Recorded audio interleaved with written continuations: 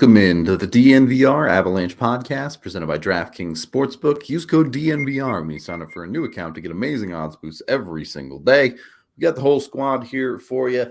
Jesse, Rudolph, Meghan, AJ, as rookie camp kicks off tomorrow for Colorado. So there will actually be things happening on the ice and all of that hockey things happening pretty much all the way up until the season from this point on. You know, some of it will be in San Jose with the rookie showcase and all of that, but hockey things will be going on. So it's exciting times to get back into it. First question, are y'all ready to get back to the rink? Very. I could use another week. A little all over the place with that one. No, I'm very ready. This was the most appreciated off season maybe ever for me. That was an emotional roller coaster for like 3 months. And I think I speak for everyone when I say we were just drained at the end of it. So I was ready to be away from the rink for a bit, especially jumping right into draft and free agency and dev camp and all that. It was nice to get a little bit of time away from the rink, but last week it hit me. I'm ready to be back and seeing and hearing all the sights and sounds. Yeah, we're getting just the tip too, because it's tomorrow. They're at the rink, and then we're not going to go to San Jose for the first time ever. We're not covering the showcase, and then they'll be back next week for training camp. And it's like we're at the rink one day, and then we're watching the rookie games, and we have some pretty cool stuff I think that we're doing for the rookie games. If you guys are part of our members only Discord channel, we'll be hanging out in there, watching the games together and voice chat and stuff. So, you know, you guys can at least watch the games with us in that regard. And, you know, the stay awake challenge will be very real on Monday morning as we do the watch along, an actual watch along. But no, that's I'm excited for it. That it was just not enough time, and just me, like, selfishly, my life has been so chaotic. I haven't really had like a normal stretch of life since last year, so I'm ready for it. I'm ready to get back into a routine. Yeah, routine will definitely be nice, I think. So yeah, at 6:00 at night every day when there's no hockey, I'm just like, am I really about to watch 4 hours of baseball? Like, is this seriously about to happen? Because I like watching the playoff races. You know, I like watching that stuff down the stretch. It's mid-September. Like, it's a good time to, you know, to watch like a Mets game randomly when they're in a playoff chase. So, you know, anyway, the structure will be great, and I'm ready for hockey. I'm ready for juniors to come back. Ready for the AHL, the ECHL. Let's get the hockey world back together on the same page, full blast this year. All the rookie games will be streamed through the NHL and the team websites, by the way. So that's how you get access to those, or, you know, come vibe with us. Also an option. Anyway, the Avs rookie camp roster this year, I think, is about as encouraging as we could have hoped for. Going into this rookie camp, we weren't sure what the roster was going to look like. We weren't sure how many people were actually going to be on it as far as internal Avs options and draft picks, etc. But ultimately, I think just about everyone we wanted to see at this thing is going to be at this thing, other than, of course, the NCAA kids who can't come. But everyone else is pretty much there. So that's exciting. And the guy I wanted to start with, and we may not have a ton to say about this guy as far as rookie stuff is concerned, is Bren Meyers. And what your guys' expectations are for a kid who's expected to have an NHL job this year. Does he need to come in and blow up this tournament, or is this purely just a tune-up, rather? So I, excuse me, I wrote about Ben Meyers and his week here at rookie camp in the 5-on-5 this week. And look, like for me, I just like, I don't need him to like go out in the rookie tournament and score 4 goals a game, but he needs to look more polished. He needs to have a little bit more pop, compared to some of the guys he's skating with. You're expecting to be an NHL contributor this year. The vast majority of the guys he'll be playing against this weekend, aren't expected to be there. So even if he's not dominating, you just want to see him out there controlling the ice around him. And again, just like looking like he's got a little bit more polish, a little bit more finish than some of the other guys you're looking at out there. It would be nice if he scored 4 goals a game, though. It'd be great. It'd be very nice. Like last year, because keep in mind last year that there was a guy in Bowen Byram who became a major contributor on a Stanley Cup run, and a minor contributor in Alex Newhook. Like 2 guys who were regulars on a Stanley Cup roster last year in the rookie camp last year. Neither guy overwhelmed. So just for context, like it would not be fair to be like, hey, I mean, Alex Newhook was pretty good last year. Newhook was pretty good, and like Byram was okay, and then he had like that 4-point game at the very end with the overtime winner where you were like, all right, cool. But ultimately, it didn't really matter that much. It was not like a big jumping off point or anything like that for any, Byram unfortunately got hurt. Newhook got sent to the AHL like immediately. Mm-hmm. So it ended up just as like a, hey, for context here, those guys ended up being regular mainstays in a cup lineup, and the rookie tournaments were not dominant. So don't expect Ben Meyers to roll in and just be like, okay, well, I'm ready to shred, bros.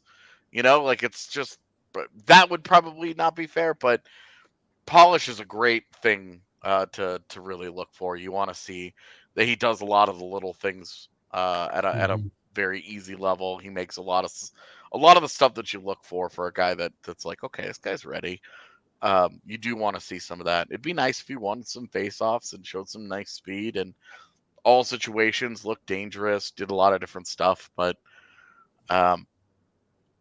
as the like one, this guy's going to be on the NHL roster guy, he's also older, so I do think you are like, hey, you want separation. Mm-hmm. But I always try and temper expectations and be like, look, these guys are not going to go, like a guy like Ben Meyers is not going to go 150% at this thing. Guys who are on invites, guys whose future in pro hockey might be dependent on this, they're going to have a little different attitude. But a guy like Ben Meyers is like, goals 1 through 3 or don't get hurt, and then after that we can talk about some other stuff. But this is like a week. He gets like a week jump on training camp. Yeah, and you mentioned Newhook and Byram, and they're actually, Newhook in particular is someone that I was thinking about when I was writing about Meyers, for the exact reason that you just pointed out. I remember him in particular. I think we were even talking about it maybe even earlier this week about how last year Newhook, like he struggled in training camp and obviously didn't make the roster out of camp. But there was just still, again, like a presence and a polish about him in that rookie tournament. Again, in rookie camp, where it's okay, you can tell this guy's played at a little bit higher pace, a little bit faster speed before, looks a little bit more comfortable. And that, for me, is what I'm looking for out of Meyers. And then, yeah, any of the fun production that comes after that is great. But for me, just, you got a handful of NHL games last year. You played all 4 years in college. Like AJ said, you're older. You're going to be a little bit more physically mature. That's what I want to see out of him. And he's probably the one I'm watching closest this whole week or this whole weekend. Just because, yeah, you want him to get a good jump on training camp, get off on the right foot, get his legs moving, and hopefully be able to get rolling downhill a bit on what you hope is a successful season for him. So this is a situation where you're watching him closely, right, Megan? I know we kind of talked about this during the dev camp where it was like, okay, we watched Ben Meyers for 30 minutes and we're moving on because he's above and beyond at the dev camp. Are these game situations more important? I actually wanted to touch on that because in dev camp, we really only got to see game-like situations in the scrimmage, and he had the unfortunate pleasure of being on Team White, and that was a team that struggled to produce offensively against the Burgundy team, and it's not a reflection of who he is as a player because he was the top player for Team White alongside Barons, and he has that leadership acumen in his background already and was among the oldest there and will be among the oldest here, that you hope to see a little bit of that translate in the tournament, and then a little bit of a redemption story for him in gameplay from what we saw at dev camp, because we know that he did stand out as a cut above the rest in dev camp for a reason. Okay. The thing with Meyers and someone like that in these situations is, again, his role in the NHL, certainly to start the season, is going to be a bottom six forward. So I see where you guys are coming from when you talk about wanting to see that polish, especially because that's the more translatable skills in the role he's going to be given. Now, offense is great. Of course, you will take as much of that as you can, and you hope the kid can reach his ceiling in the NHL. But you do have to keep in mind there's also an NHL job that kid is preparing for, and it's not going to be one where he's playing 22 minutes a night. No. So that's a great point. It's a great point, Rudo. And like, we've actually spent a decent amount of time kind of talking about guys in these types of situations.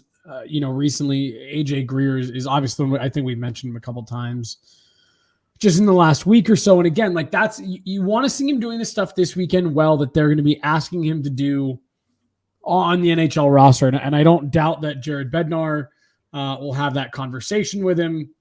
The coaching staff, management, hey, this is what we are looking for you to bring.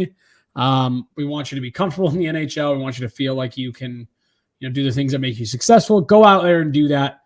And yeah, you don't want to sweet 10 toe drag, back across your body, elbow in goals. Like, yeah, sweet. Those are all awesome. You're not going to be doing that when you get to the NHL playing, 8-9 minutes a night to start the season. Go in there, forecheck, go to the net. His goal that he scored last year, his first NHL goal, what was it? Coming through the slot with speed, pursuing the puck. That's what you want to see him doing. Just more of what we saw make him successful in those first few games. That's a great call out, Rudo. I think Meyers being there too is for the benefit of the younger players, especially some of those tournament invites who have a similar path to hockey as Meyers. He is something of a role model to them, especially these undrafted guys can be looking at that and maybe learning from him as the older player there. It's for the benefit of everyone having Meyers. Mm-hmm. Let's also keep in mind that Ben Meyers has been down this road a little bit. Not the rookie camp, but Meyers is a guy who got NHL offers after both of his freshman and sophomore years and said, no thanks, I'm not ready. And then tore apart college hockey last year after his junior year and said, okay, it's time. Because, 30 NHL teams were clamoring for him. But I do think, Megan, your point is a good one in that the camp invites, the undrafted guys, hey, just keep working, just keep doing your thing, and you'll have a chance. If you just believe in yourself and you tap into your talent, you could end up with an ELC. You could end up as the guy, that is at a rookie camp and he's a couple years older, but is the guy that's at least going to get, and then it has an NHL job like lined up for him and is not coming in here on an invite. And really, like, the Avs are a good organization, weirdly, to feel good about because they've had success from this route before, and that's where I think, hey, it's an organization. It's also an organization that has very few draft picks in the system the last couple of years and on the way. So their contract pool, they're very open-minded to, if they want to continue to sit at 42, they can. But if they want to give an extra ELC out to a guy, impressing at something like this, that's how Taryn Pfizer ended up getting a deal. It was an AHL contract, but that guy was in line for a deal last year, got hurt in the last game, of the rookie tournament, and then was on the Avs radar all year. Like that's an easy show well at this, and this is an organization that has shown we'll bring you in. We'll continue to fight for you. We'll continue to give you opportunities, and we'll give you deals. Yep, it's despite the different situations of someone like Bren Meyers who doesn't necessarily need that opportunity. Don't make any mistake, there absolutely is opportunity for guys at things like this. It's how guys can earn contracts and how guys can continue pushing their hockey career in the right direction. And we will get to some of those guys. I do want to get to those guys later in the show, but I do want to go through the guys that have at least some NHL experience first. Next up being, of course, Sampo Ranta, technically the most NHL experience of any of the Avs going to this thing with 10 NHL games under his belt. Sampo in an interesting spot here. I'm curious what your guys, maybe not expectations, but what do you want to see out of Sampo at this thing? I think I want to see confidence. Because the one thing that I think was lacking at the end of his Eagles season last year, and as the year went on, it looked like he was really struggling to be comfortable being Sampo Ranta, being the guy that he learned how to be at Minnesota, the one that they kept trying to drag out of him, trying to drag out the beast, right? He's so big and he has such physical ability, and his natural tools are all there. Sampo Ranta has it in him to be an NHL hockey player. Everything is there. He just has to put it all together.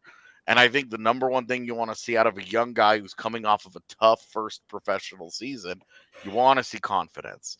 You want to see a guy that's not afraid to make a play, who's not afraid to take contact, who isn't shying away from the things that made him successful getting to pro hockey.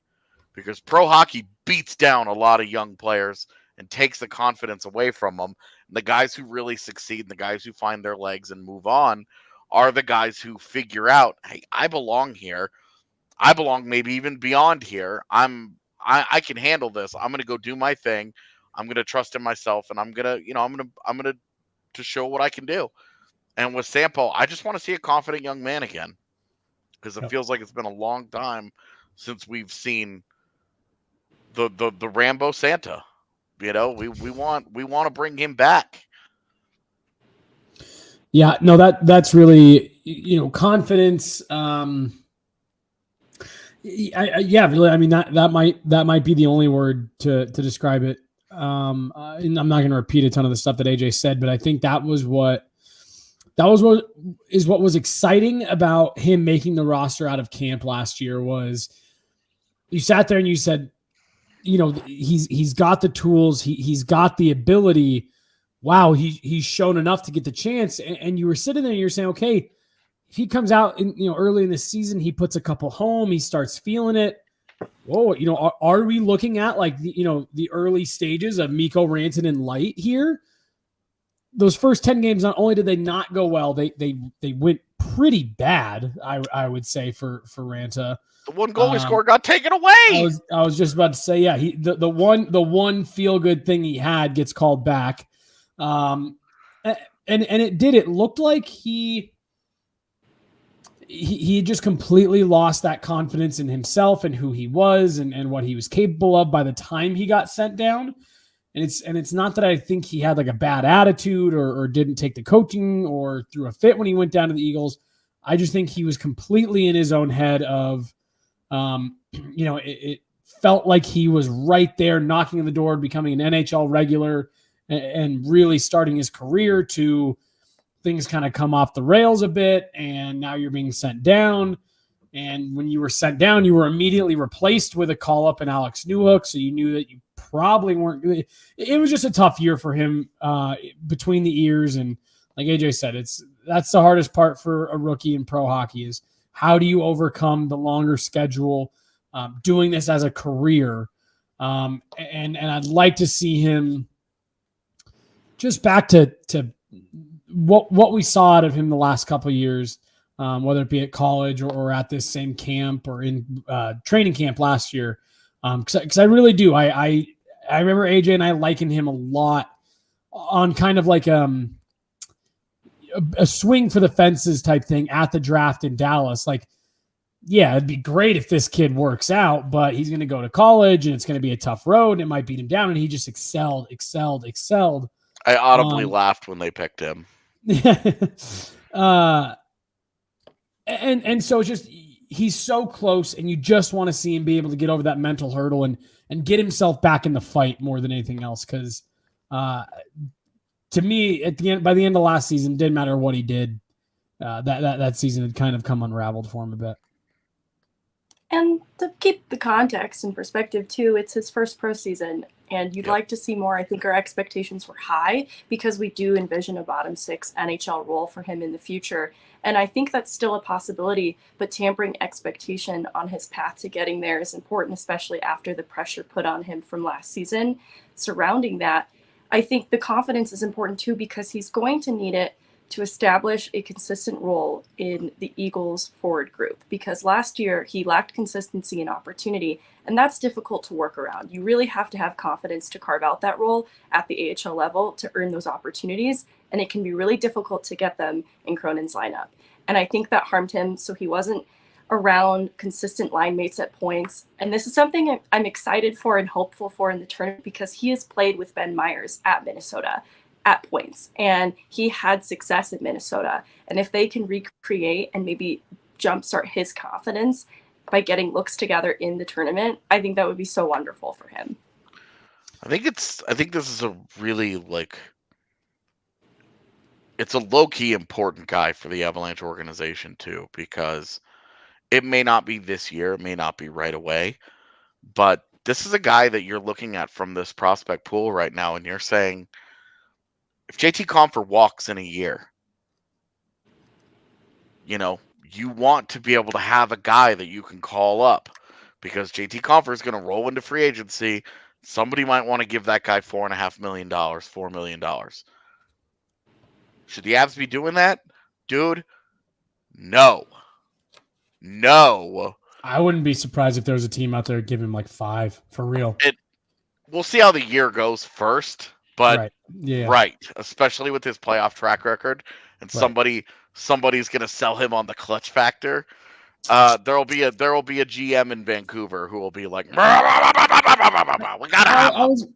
I was gonna say you can almost even like picture the GMs that would do it all. Yeah, right? exactly. The desperate ones who are trying to get across that. Yeah. Anyway, if Edmonton has another like second round exit this year, Ken Holland's like, back up the truck. JT Compher's hitting UFA next year. Like, right. He's like, Derek Ryan, you're out of here. JT Compher, save us. Yeah. Anyway, $6.5 million. Point being, yeah, dude, Lou Lamoriello was actually a great answer too.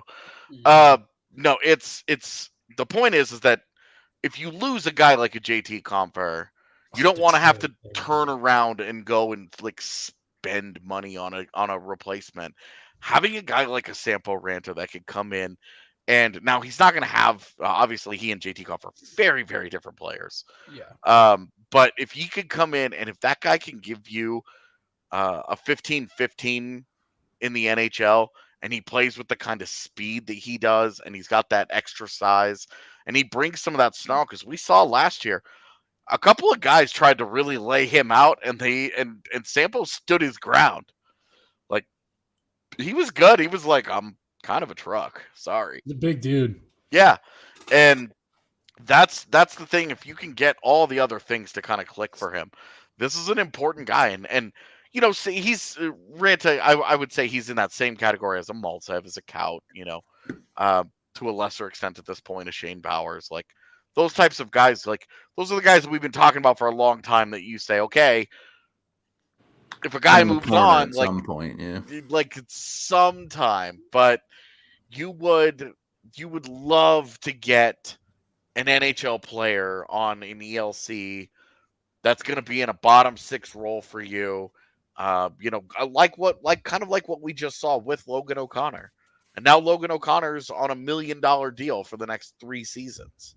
Mm-hmm. So if you can get that kind of value out of a Sampo Ranta, like, his development is important. I know that we talk about like, oh, like they can just move these guys, they're they're in a win now window. They can just trade for this guy or trade for that guy. Well, this is the time of year that you see what you have in the kids. Come March, the ship has sailed. It's not it especially with a team trying to compete for a cup, you're tightening the screws in March. You're not dicking around with a new lineup unless you acquire 4 guys at the trade deadline like they did last year. But even then, you're not messing with a prospect like, oh, can this guy break in? Like Right. it's it's not like that. It's this is now the time of year that a Sampo Ranta can make an impact. And this week, this tournament, a good tournament should be able to be something that he uses as a springboard, build that confidence, go into camp, going into NHL training camp next week, feeling good about himself, feeling like I am Rambo Santa. The NVR is just waiting for me to be an NHL player to drop the shirt that they designed a year ago. Like, like I can do this. I do belong on this level, and getting it just feels like things have gone so sideways for him in the last year. He had such a struggle that first pro season that we've all just sort of like mentally moved on. And really kind of feels like this for most of the prospects in general, just because of it feels like they're all a million miles away. Where do they fit? When are they going to get opportunity, et cetera, et cetera, et cetera. But his development would really be his development would really be a big boon. And his development, some of these other guys, Ben Meyers, obviously, if he becomes the guy that we're envisioning, like they get a free NHL player out of that guy, that's huge for the Avalanche. Well, and to what Megan was saying earlier, when you look at the success stories coming out of the Avs AHL system, dating back a long ways here, when Alex Newhook went down, looked dominant in the AHL, got opportunity there, proved he was beyond that league.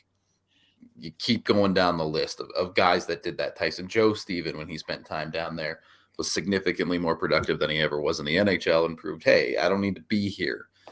He was averaging like 4 shots on goal per game. Yeah. And you're like, you watched it and you were like, what the fuck is this, man? And you keep going down the list. Logan O'Connor, even going back to guys like Mikko Rantanen and JT Compher. I get Mikko's a little different, but yeah, all of these guys went into AHL seasons and not only earned opportunity at the AHL level, they very clearly proved, hey, I'm just better than this league. And that's obviously Sampo Ranta can't be better than the AHL at a rookie camp, rookie tournament, but he can put himself in a position to earn a top 6 role where he can do that this year with the Eagles. The other thing too, like AJ was just saying, it's I was even making the joke before we jumped on, like where the Avs are at. Like there is a part of you that has to understand a lot of these guys are looking at as trade chips. Who are some of these guys that could have value on the market that other teams would be interested in? But it's also it's a really important evaluation time for what AJ was talking about. As much as the Avs are in win now mode, for these next couple of years, trying to do whatever they can to get over the hump, they are also trying to identify, okay, who are these guys in our organization that we believe can have an impact at the NHL level within the next 1 to 2 years? Because if they see a guy again, so let's say they say in their evaluations this year, wow, looking at everything, we've really seen a big improvement in the way that just because we're talking about Sampo Ranta, but it's any of those guys that are in that kind of sphere, right? Sampa or Kaut, Maltsev, et cetera. Okay, we do think we've seen a big step forward. We think he's someone who can be a leader for the Eagles this year and can have an impact if we're needing to make some replacements in our bottom 6 next year. If they still believe in that type of upside, those are the kind of guys that they are going to be looking to keep if possible. But, you look at a Shane Bowers or again, I'll just use Maltsev as the example. If you come into camp this year and you watch the, rookie tournament, training camp, all that, and you're saying, we just aren't seeing what we want to out of a guy like Maltsev at this point with where we expected.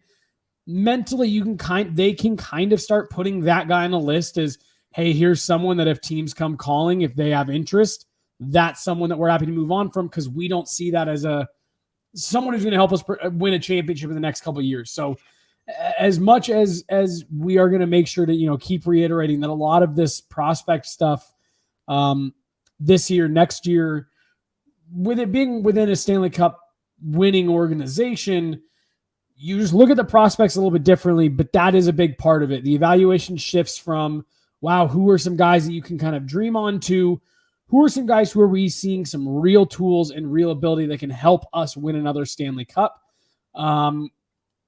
That's just the reality of where they're at. In 2 years, once you kind of move to the middle or backside of that window, yeah, you need to start restocking that a little bit more long-term, 2, 3, 4 years down. Who are some prospects we like in the system? Right now, to me, the evaluation is, can this person help us within the next year or two? If we think so, great. We're going to hold on to them. If not, even if they're a good player, we think they may be 3, 4 years out, probably time to move on. Or not probably time to, but you will probably see them move on from guys like that. I would also say that you don't. This isn't like what you're hoping for, but the Canadiens weren't after Justin Barron because Justin Barron was not good in the AHL. A guy that's having a good AHL season, a guy that's playing well, a guy that's showing like he's got some development left in him, that maybe he's ready for a look at the next level, but he might be blocked by a deep NHL team or whatever. That's a guy that instead of a draft pick, the Avs could say, hey, look, Sampo Ranta's had a 45-point year in the AHL this year. Yep. We love the guy. We just don't have room for him right now.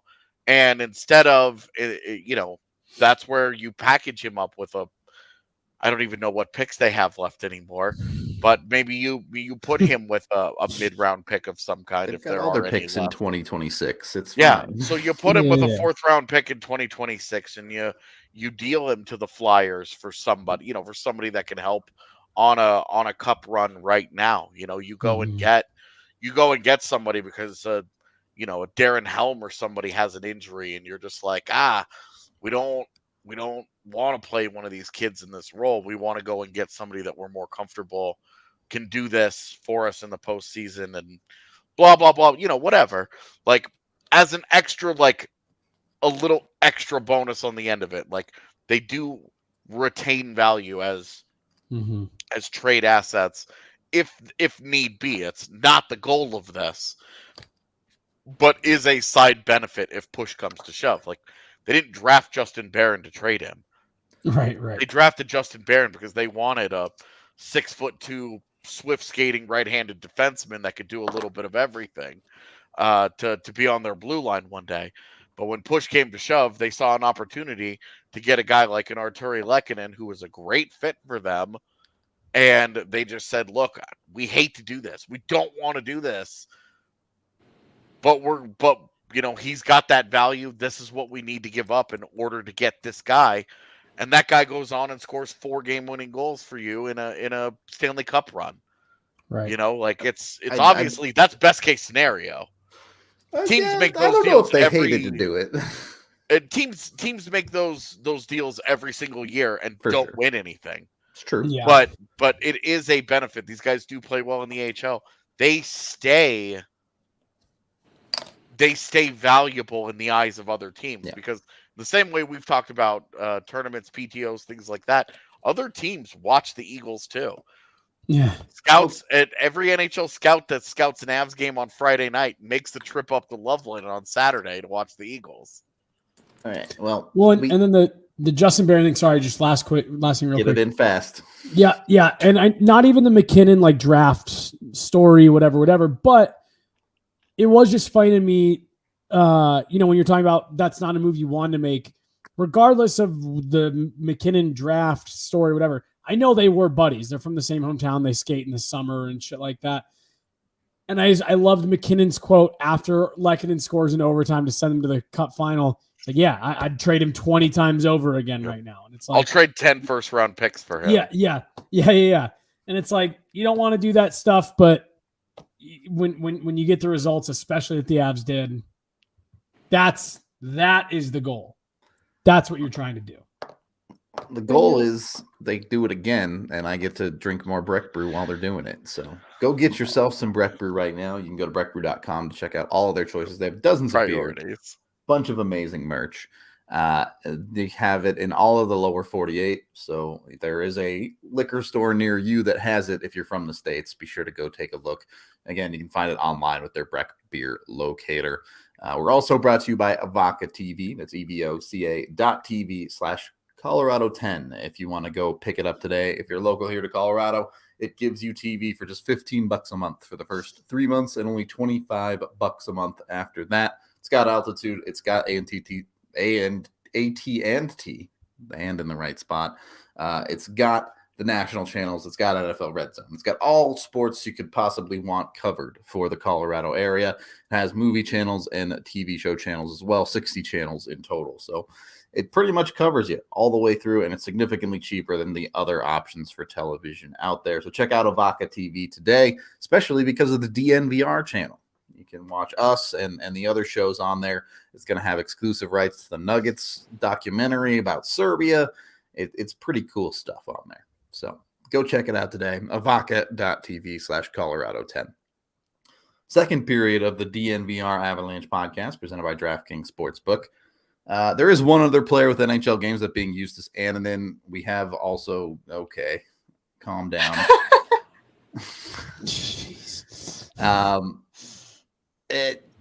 We can talk about Annunen, but we've also gone 35 minutes into the show and talked about two players. So I want to open this up to the entire goalie conversation for the Avs at this rookie showcase, because the three of them honestly might be the Avs' strongest unit at this thing.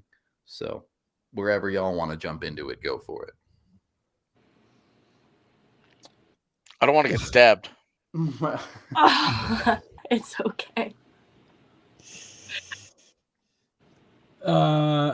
Yeah, Megan, why don't you go first? I don't know where to begin exactly. Like, Eustace, there've been departures to the organizational depth goaltending for Colorado. With Peyton Jones leaving, Hunter Miska leaving, so there's even more opportunity. JoJo has come back, and so this is kind of putting a little bit more of a spotlight on Eustace that was already there last season as the starting goaltender for the Eagles.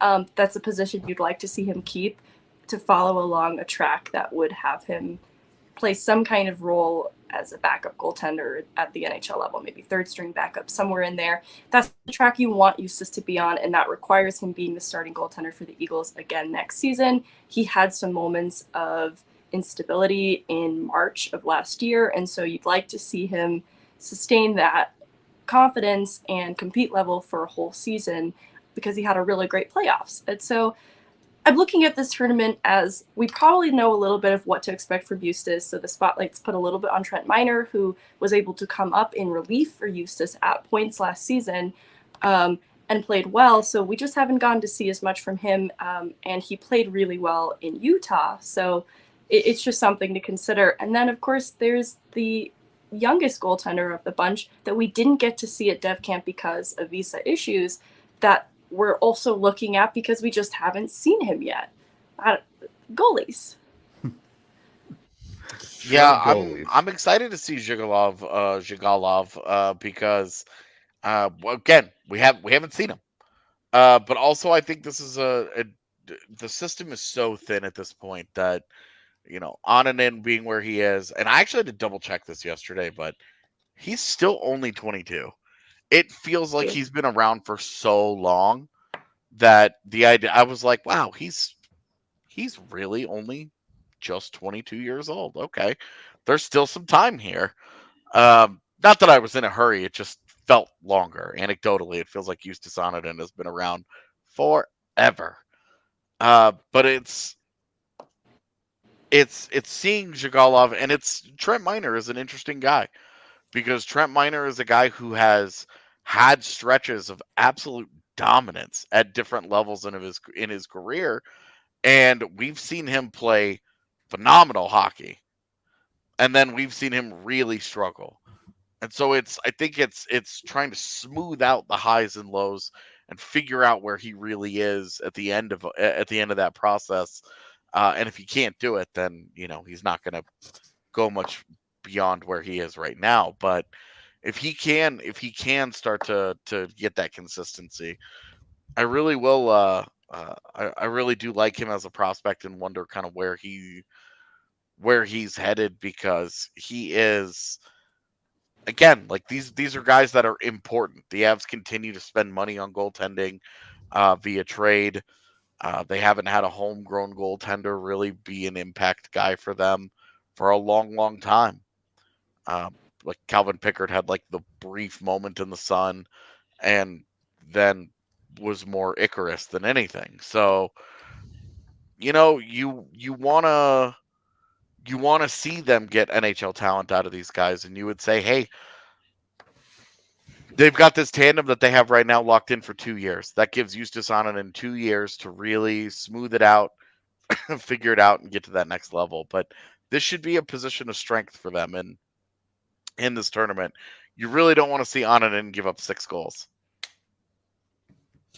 That would be This bad. is another guy that I wrote about earlier this week. I spoke to folks last year who I started talking to people on that East Coast trip where Annunen did get the start in Philly and got a 7-5 win, but it's a win.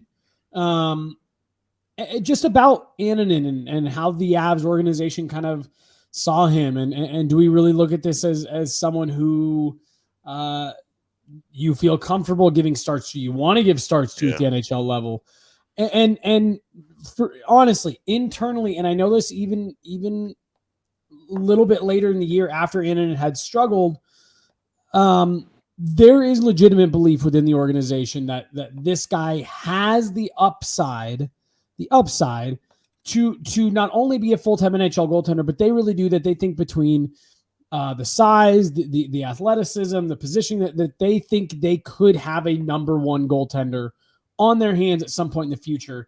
And one of the things that I wrote this week is, okay, cool. I think as of right now today, you can still sell that, right? You can still be sold on there's enough upside for him to potentially be a number one goaltender in this organization one day. But I really think that needs to be solidified this year. Doesn't need to happen this week. Like AJ said, you don't want to see him go out and get torched in this tournament. Like, I don't need him to go, pitch a shutout every time he plays. If he does get torched, I'm not going to make too much of it. I'll just be disappointed. Right. But like for me, really, this year, you want to see him take a significant step, because if he can take that step, okay, cool, you're another year older, and to me, then that kind of dream lives on of this could be a guy with some NHL starter upside. If you see more struggling, more up and down, some really high highs, and then some pretty rough lows, then maybe you kind of just shift your focus to, okay, can we get an NHLer out of this guy? Can we get a backup for a couple of years, where we're not having to spend UFA money on both goaltenders, in 2 years when we need to be dealing with this. But I see him as someone, if he can improve on what he did last year, if he can be better than what he was last year, why not keep the dream alive that this is a guy that your franchise sees can develop into a legitimate goaltender. And look, let's not beat around the bush with this rookie tournament. There are 3 games. The Avs are bringing 3 goalies to this thing. Mm-hmm. Each goalie gets 1 game to show their stuff here. And beyond that, who knows what they're going to be playing against? We saw it last year. I think it was LA that brought 16 AHL established players onto their rookie team. And it was brought their AHL team. They brought the Ontario Reign from the year before. Right. And we're like, let's shit on everybody. And that sucked, dude. That sucked. And they did. Yeah. So that was not fun to watch. Just keep the context of this tournament in mind, especially when it comes to the goaltenders, because who really knows what the situation is going to be with those things. And that's why, Jesse, I think looking a little bit longer term over this season is so important for someone like Justus and wanting to see that consistency. Yeah, like I said, for a couple of these guys, or like we've been saying, there's a couple of these guys that, yes, you can make some not like hard conclusions based on what happens this weekend, but it can kind of start, connecting some of the dots for you. Annunen, someone that to me, this whole year means infinitely more than what we'll see over the next week. Yeah, he's going to play in the NHL. Like, let's be real here. He should get a shot as the third You guy. think so? Yeah, as the JoJo? third guy when injuries happen, things like that. Jonas Johansson sucks, dude. He's gotten away with it for a couple of games in Colorado, but like he sucks, dude.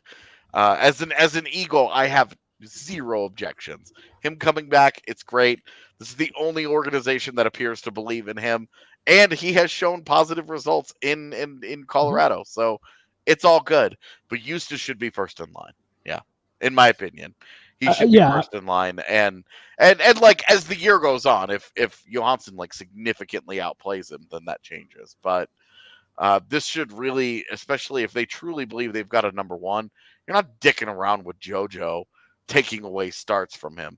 You need to develop your goaltender at that point. That has to be a focal point of the year for your AHL team. So it is a big year for Eustace because he does need to establish. I can give you guys spot starts. I can come up and I can be productive. That's not an unimportant position in an 82 game slog. And you hope it doesn't come into play in the postseason. But as we've seen in the last couple of years, teams go to their third goaltenders a lot in the playoffs. You get bad luck, you end up with that guy in net. So big year for Eustace. So do want to move on to the defensive group the Avs are bringing. I'll let Megan talk about the Eagles' ramifications here, but realistically, the only person that has any real potential impact on the NHL roster, to me, for the foreseeable future is Ravlyov. And even that is a, well, we'll see type situation. Right. Yeah. So definitely probably more an AHL-focused defensive core options here. But Megan, we can start with you. Who particularly are you looking at closely at this thing? This is a tough part of the tournament roster to look at because it's Zaruvalov and Wyatt Ahmet to me. I am really not high on Nate Klurman. And what you just said, Rudo, I agree with you. I don't see NHL upside for Wyatt Ahmet. And I don't mean that crudely. But I think he's in a really great spot at the AHL level. He's just a defensive defenseman type, stay at home. And things could change. Like, he made his pro debut out of college last year, too, with the Eagles late in the year. So he's only played a few AHL games at this point. So I could definitely have my opinion of why Ahmet changed. But though it's Lil Z and Ahmet of this defensive group that I'm looking at in this tournament. And with a shout out to Nate Klurman, because I'm just curious of what happened here. Because the general conversation about this tournament is, a lot of these late round draft picks that are here, can the Avs develop them? Can we see more from them? That's Trent Miner. That's Nate Klurman. What can we get out of these prospects? And so that is true of Nate Klurman. So he's someone to consider and look out for too. You do. There are some invite guys that show up every year.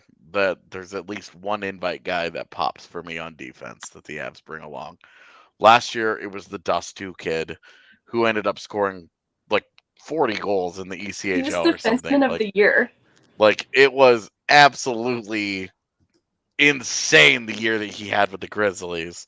So I will be keeping an eye on some of these other guys, but really, like, this is the weakest defensive group that they've ever had at this particular event.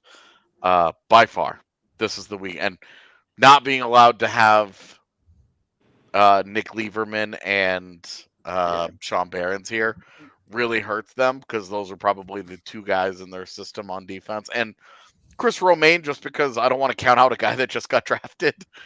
But not being able to see those guys here really does hurt, because those are three guys that you've used draft picks on that you would love to see playing, versus some of the invite guys that you're just like, okay. Every prospect show devolves into us saying the NCAA is stupid at some point. Bro, Nick Lieberman, like, let's be real here. Nicky Lieberman is a really interesting prospect. At Notre Dame, he's always kind of been a misfit with the puck moving and the size and blah blah blah blah blah. But as a part of the leadership core there in Notre Dame, and with his puck moving ability, with his skating, the way that he attacks with the puck, like he's a very like Avsian defenseman, and I don't want to just write him off. But he is a super interesting guy that I don't know if he ever gets a contract or what becomes of him, but I don't want to forget about him. I'm glad you have hope left. How long? Forever. The fact that Nate Clerman is still hanging around. Well, he's on an ELC. I know, that's what I'm saying. Like, it's just crazy. Just given the type of player he is, it's crazy to me that he's He still got hanging around drafted in these 6 years ago. I know. I know. Dude, Years ago. those prospect reports that we did for BSN, I remember writing about him and just like, he's fine, shutdown guy, but man, this is a boring player. Nothing really going on. And he's still here. The Avs have nailed this for the third time now because Lieberman's on the same path, and Romaine will be on the same path of those guys out of prep or high school where they go to the USHL for a year and then they play their entire college careers and then sign with the Avs. And it's an incredibly long path for these guys. Mm-hmm. And the reality is, for guys with more NHL upside, they cut the corners. They cut that path like after their sophomore or junior year of college and things like that. But it's just crazy that it's all wild these years things. later, we're still talking about Nate Clerman going to the prospect tournament. Like, holy fuck. Yeah. To answer chat question, Chris Romaine is playing for Omaha in the USHL this year. Yep. Before heading to Providence next season. In 2023. We'll see. I will be honest with you. I don't have a great bead on any of the invites on the defensive side. It's just not something I've looked into very much. But we'll see on those guys, basically. Probably have more details. Great opportunity for one of those guys to jump off the ice and impress. Yep. You never know. I got super attached to Jack O'Brien last year. Now, he was a forward, but you never know. Well, we got forward to talk about too, but first, we are brought to you all by Gametime. There's a link down in the description of this video right now. If you're trying to get tickets to events, Gametime is the way to do it. They have over 15 million people who've downloaded the app, so you should jump on it too to score the best seats to all of your favorite events. Look, they have tickets up to 60% off when you wait, so you can get tickets for ridiculously good prices. You go look at the Avs games this year. Yeah, tickets aren't going to be cheap. Hate to break it to you, but it's hard to get tickets to a Stanley Cup champ. Gametime can help you with that. Of course, they have everything else covered too. It's got the Broncos, it's got the Nuggets, it's got the Rockies, it's got the Rapids. It's got all the sports you could possibly want, even college tickets. So they got you completely covered for all of that. Again, the link is down in the description if you want to go check it out. They're super awesome. Gametime, hook it up, get your tickets, go enjoy some sports. We're also brought to you by Sexy Pizza. You can jump over onto Sexy Pizza right now. Get in on that good pies. Is that people call pizza pies, right? Yes. It's a thing people. I feel like Colorado doesn't do that. I feel like that's an East Coast thing. But anyway, okay. Go get yourself some Sexy Pizza. You can go to sexy.pizza to order today. They have 5 locations in the Denver metro area. AJ and I are big fans of their simple, just plain cheese, just pepperoni. We're simple, easy people to please. But dude, their buffalo chicken pizza that we got at the end of the Cup final, I think it might have even been before Game 6, was so good. I would have loved more of those the finals pizzas, but Megan just hoarded them. So we would get 4 pizzas delivered. Parker would set them down. Everybody would turn around for a minute, and then we would turn back around. Both Megan and a pizza were just gone. Just disappeared into the night. Bunch of great flavors. AJ mentioned the buffalo chicken. There's the jalapeno cream cheese and a bunch of other philanthropies that they use. So you can go check all of that out. The philanthropies, some of the proceeds go to projects in and around Denver and Colorado. So that's super great as well. Again, sexy.pizza to order today. Third period of the DNVR Avalanche podcast. The forward core at this thing, maybe the most interesting just because there's the most guys as usual. But I'll open the floor wherever you want to go. Obviously, the bigger names that we haven't talked about, Olausson, Foodie, Bocage. We should really start with the first round pick there. Yeah, okay. We can start with Olausson on his own if you'd like. Your Honor, I love them all. So a weird, I always find these Euros kind of weird at these things, right? Because even though Olausson did play juniors last year, he does have experience playing pro over in Sweden. And he comes into this knowing he's, barring something crazy, he'll be in the AHL for the majority, if not all of this season. So same kind of question as these other guys, but from a different angle, I guess. Is this a tune-up or does he need to pop? Sorry, we're talking about Olausson? Sorry, I was busy being sad that Ty Lewis retired. What? He retired. Yeah. That's Yeah. Our Ty Lewis? Yeah. Man, I really liked him. Dude, well, because you said a second ago, you're like, oh, I loved that kid for no reason. And I was like, ooh, Ty Lewis is mine. I was like, what's he doing right now? Retired last year. I still think he got done dirty at the AHL level, but that's a Same, conversation for man. another pod. Dude. Guy has what was it? He had 100 points in 100 Brandon. points.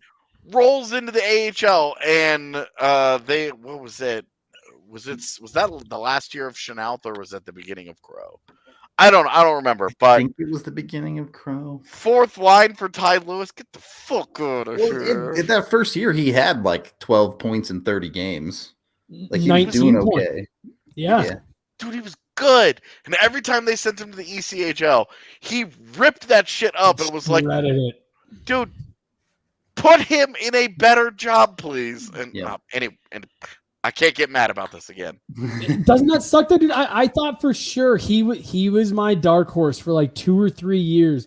I was like, this kid. I was like, they've got something in this kid. And it just never made it. So I'm sorry. I wasn't listening on Olausson because I was pouring one out. We hadn't said anything yet, so you get to start us off.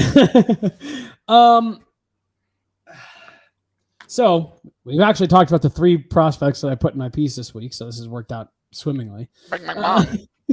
Somebody read it. Yeah.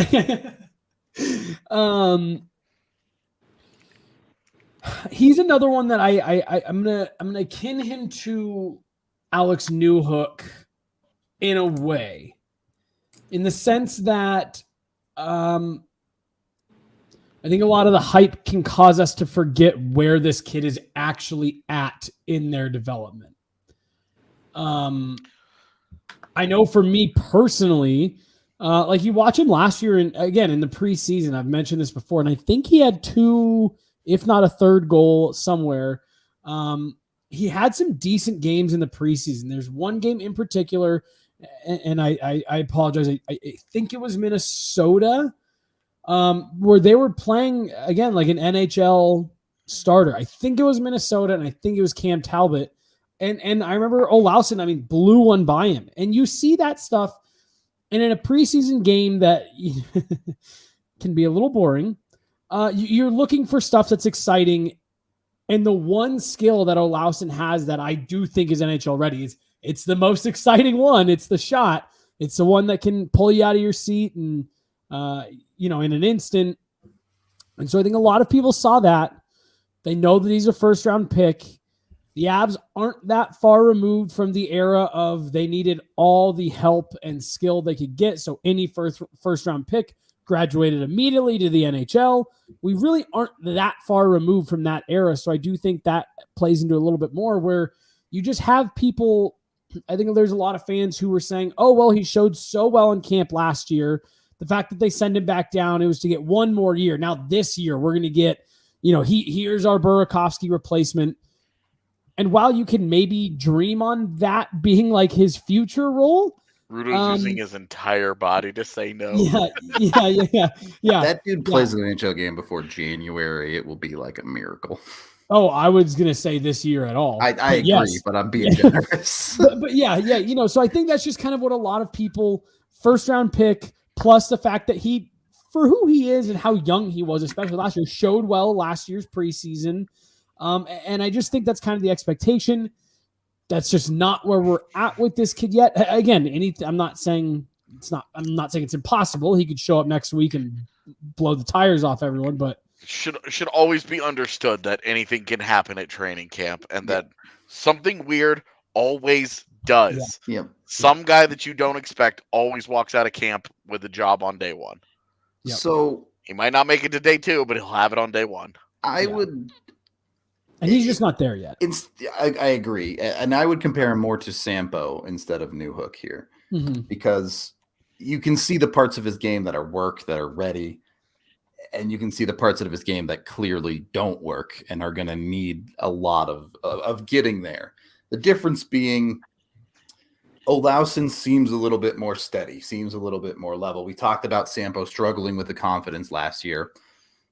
And it's different levels of competition. Obviously, Sampo was in the AHL and Olausson was in juniors. But even in the situations like in Oshawa where things were weird and he struggled at times, instead of getting stuck in a rut, then he would still every fifth game pop up and, oh, here's a hat trick. Oh, here's 2 goals. He would still find a little bit of trust in the parts of his games that we know and he know works. The shot is randomly have a 4-goal game out of nowhere. Yeah. It had been like 2 weeks where you hadn't that, heard from him, and then he scores 4 in one game, and you're like...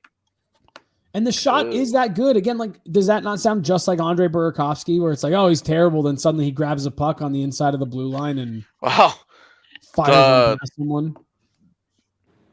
The fact that they're both Swedish, they both shoot the same way, they're similar size, like... They skate kind of in the same way. Like, their scouts were probably watching Olausson in the draft year and freaking out because they're like, we'll just let Berkey walk in 2 years because this guy.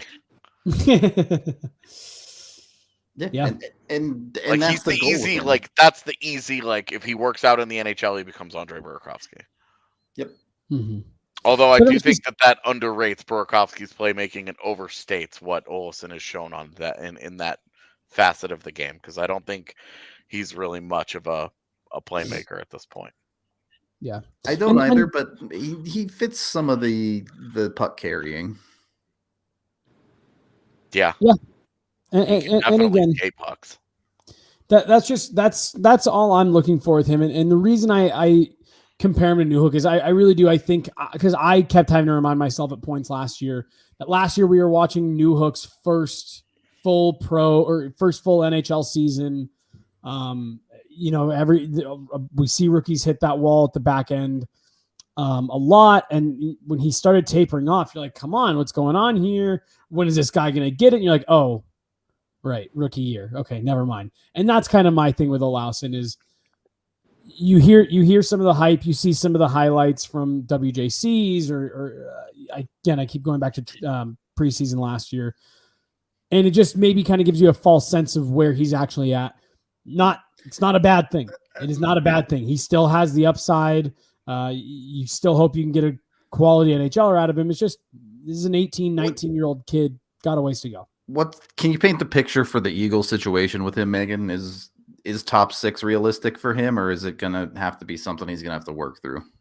I think it's something he has to work through. It's realistic, but I don't think he gets that role at the start of the season outright. I think it's something that he'll have to demonstrate he can handle. And as we were talking about him too, he's a player especially that you don't just look at this tournament and draw any meaningful conclusions, because Olsson's game is best understood over the span of several games, because consistency can be something where you see him show up in big ways through this period, but then you see the weaker sides of his games over the next couple.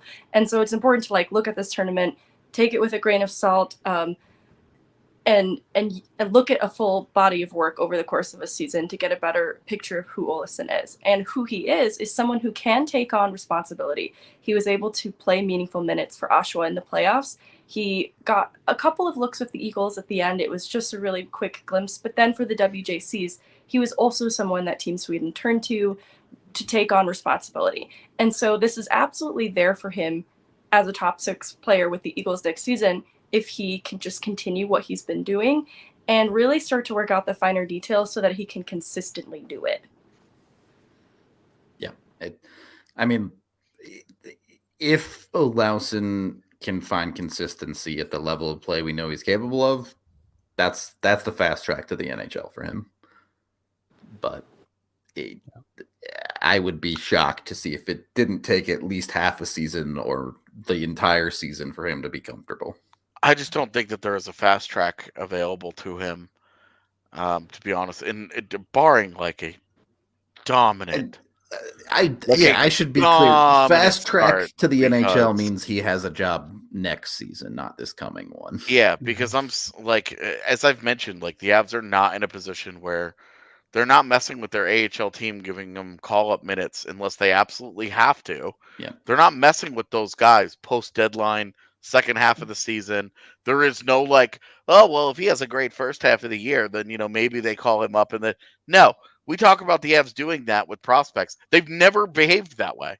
The only guy they ever did that with was JT Compher. So otherwise, they have never done that. They have never behaved in that manner with a prospect outside of when injuries necessitated Ryan Graves and when injuries necessitated Logan O'Connor. And then those guys just stuck. My counter argument for a call up there is we saw the Avs start to understand this year, hey, maybe we do a little bit of load management in the last 6 weeks of the season.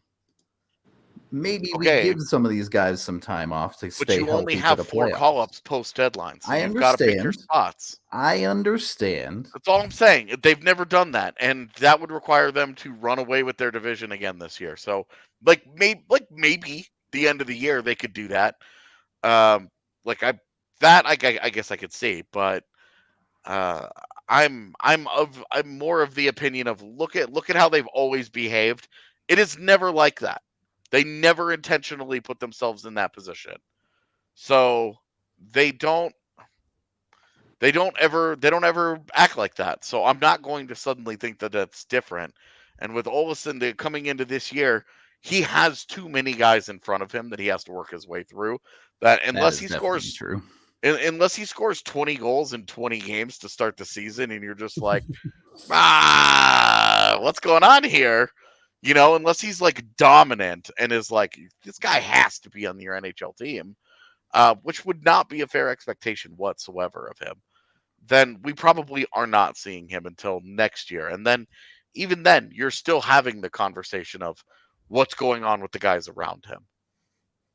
Yeah.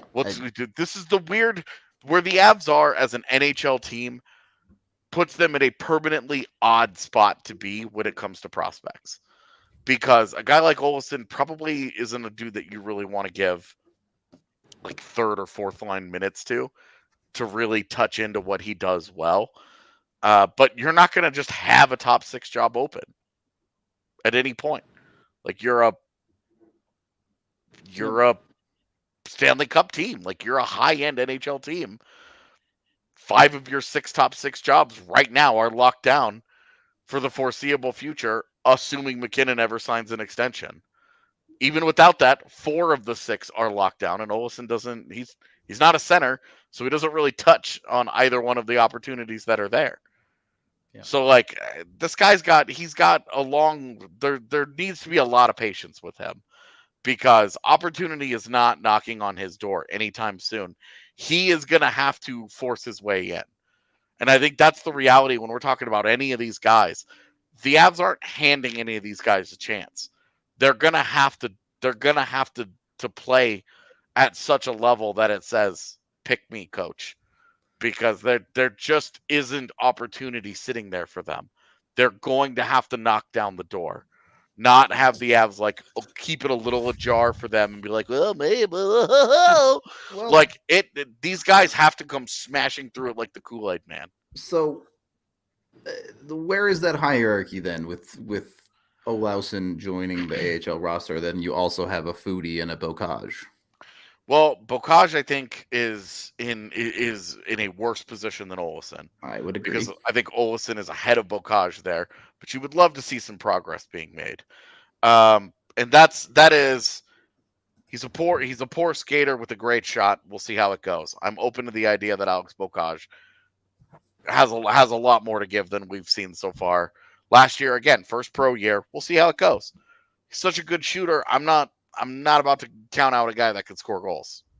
It's I'm just not, But with Foodie, again, this should be his first pro season. The fact that it's his third is just how the world worked out. But again, I'm not. I don't even know where Jean-Luc Foodie fits in the NHL. What do we view him as right now? Is he a wing? Is he a center? Is he a top six guy? Is he a bottom six guy? What the hell is Jean-Luc Foodie anyway? Has his shot gotten any better? Is he still an elite playmaker? What is he? Because that's trade to win a cup. My one thing about Jean-Luc Foodie is I'm like, he fits the Avs style like brilliantly. But what is he when you get him into the NHL? Because he has been all over the map for the Eagles in varying degrees of success in his 2 years. Sometimes he got white hot during the postseason last year and might have been the Eagles' best player in that series against Stockton. Like they were, like you guys are joking about defense because I'm hilarious, but like really, like I don't know. Maybe Jean-Luc Foodie is the guy that ends up replacing JT Compher, and it's not Sampo Ranta. I don't know, but that's my thing with Foodie is I just don't know what to project him as. I love all the tools. I love watching him play. He's an exciting guy. I just don't know what he is. Everything works out. I think he's a middle six playmaker. And the problem there is he needs to PK. Yeah, I mean you could say the same thing about Sampo, right? Like if you add PK, if you add PK experience and ability to their game, like Jean-Luc Foodie should be doing his damnedest to turn himself into Arturi Lehkonen. Yep. We're clamoring, not we, like Avs Collective, clamoring to see Olausson make his NHL debut, right, in the next 1 to 2 years. And Foodie has had a jump start in his pro career because of the unconventional way that he was able to get now 2 years pro experience. It was really his first full-length season last year, and by the end of it, he had solidified a role on the second line, and he has predominantly played wing, so I think you could count on it being difficult to imagine Foodie at center presently, just because he hasn't gotten a lot of looks there as of last season. But even still, I think Rudo's projection of some middle six playmaker is pretty accurate, and that next level for Foodie is getting more reliable defensively and maybe getting looks on the PK. It's something that Foodie expressed interest in last season, so whether or not he gets that kind of trust remains to be seen next year, but he started to earn the trust of coaching because of his significant play in the playoffs, and so he was getting opportunities in overtime minutes because he started to prove that he could be responsible there. So I think they're keeping him on a short leash, but it's because they can. The timeline and the track that Foodie's on has kind of always been unconventional. It's what makes him so fun to me as a prospect, because I also don't really know where Foodie's going to end up, but I haven't had to think about it as an NHL immediate future because he's on this track that it gives him time to develop. And so I fully expect him to be in the AHL full season before I start imagining what his NHL upside is, because he made such strides last year that I'm hoping for him to take another big leap this next year. He's just so fun. It's outside of Myers, the harsh reality of this tournament this year is even the prospects that you're hoping that are at the top of the call-up list, you hope, are not here. We touched on it the other day. It's Kaut and Maltsev that are really the guys you're looking at in the Avs AHL system. And it's like, these guys should be the first call-up options. And they're not here. So Yeah, and when we're talking about Olsen and Sampo and Bocage, like getting opportunity and stuff, this is part of my frustration with them going out and get like, you need some veterans, right? But you don't need Like, 6. Yeah. But when you go and you get Charles Udon and you get Lucas Sedlak and you get Anton Bleed and you already still have Jason Megna, it's like Too many. It's too many. it's like, dude, like, can you give your kids a chance here? Unless you, for some bizarre reason, really are planning to play those guys as like middle sixers in the AHL. Like, can we? I just would love to see them really lean into, hey, you have a really deep forward group of prospects for the first time ever. That should make up the majority of your core. Let's do that. And instead, it feels like they're making the prospects fight each other for limited positions and just forking over solidified AHL roles to these like veteran guys, which again, you need some of. You can't just have none of them. You need a couple of those guys around. You need some adults in the room while some of these kids are adjusting to pro hockey. They might be adjusting to living in the United States, different culture, of being away from home, like whatever, right? There's a lot there's a lot that goes into it, but it is disappointing to continue to see like the prospects have to fight each other. Like, we're talking about Olsen or Bocage. Like, who's getting power play time there? Which one of these trigger men is not going to be on a top power play unit because Charles Hudon is there instead? Because Anton Bleed or Lucas Sedlak is taking that ice time, and you're just like, come on, man. It's the rest of this lineup includes AHL contracts and invites. Obviously, AJ's guy is Torrin Pfizer, friend of the show, and Cam Wright. He's my bet to be the Brandon Sage and score like 4 goals. Let's go. And then a handful of other interesting players from the Winnipeg. You have Connor McLennan. Some various other names that had interesting years. I think, is it Roersma that came from Portland? Yeah, lots of names that, I will be honest, are fun and interesting, but there's a very good chance that you'll never see Gabe them again. Klassen was the Portland kid. Klassen was Portland, okay. Yeah. Where the Avs obviously had a lot of eyes this year with Jack O'Brien there, and then Klassen was the one that they ended up giving the invite to. Yep. Had a good year, scored 30 goals, so we'll see. Always interesting to see which kids you don't really know show up. Yeah, and hopefully this year we get names on the jerseys so we can actually help, but we probably won't. We got it at Dev Camp. Yeah. Which was nice. Yeah. Very helpful. For that one day. Yeah. Anyway, there's a lot of interesting guys that are actually still here. It really does suck that we don't get, Bulyalski, Steinberg, Behrens, Lieberman, some of those guys. It does. My man, if you're going to keep making the baloney joke, you've got to learn how to spell baloney properly. It's interesting timing. I'm not sure what it's been now a couple of times, but I'm not sure what it's in response to that we've said that's like Homer's. Yeah, I don't know. But we're talking about Avalanche prospects. We're not talking about anyone else. I think we actively were like, hey, Oleson's not going to make the NHL. Pump the brakes. Yeah, public perception on Olsen versus like certainly where we are with them is very different. Yeah. Yeah, there's a lot. Because if we put out a poll, maybe we should put out a poll on the DNVR Avs Twitter, which prospect are you most excited to see at Dev Camp? And Myers, Olsen, Ranta, and Onanen. I think Olsen would probably win that. Yeah, probably. But I'm actually going to do that right now because that's actually... You can go do that. We're wrapping up the show. Any final thoughts on the rookie stuff? Everybody has to adopt one player that they have decided they are rooting for during the rookie showcase. 1, 2, 3, go.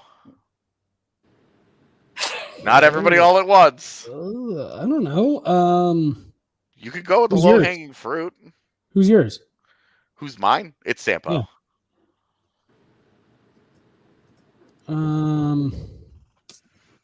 I'll say, Megan, I can't believe you didn't have one immediately There's for a this. few. That's why it's like I want to see Foodie pop out. I want to see Cam Wright show out. I want all of the goalies to not allow any goals. Okay, but life is about making choices. Pick Cam Wright and let's go. Honestly, Cam Wright, because there's a lot of uncertainty about his role. If it's going to be I'm talking about prospects fighting prospects. Like a guy like Cam Wright's trying to make the Eagles on an AHL deal. Yep. So, anyway, Cam Wright's a good pick. I'm taking Zaravyov just because I want a defenseman to talk about.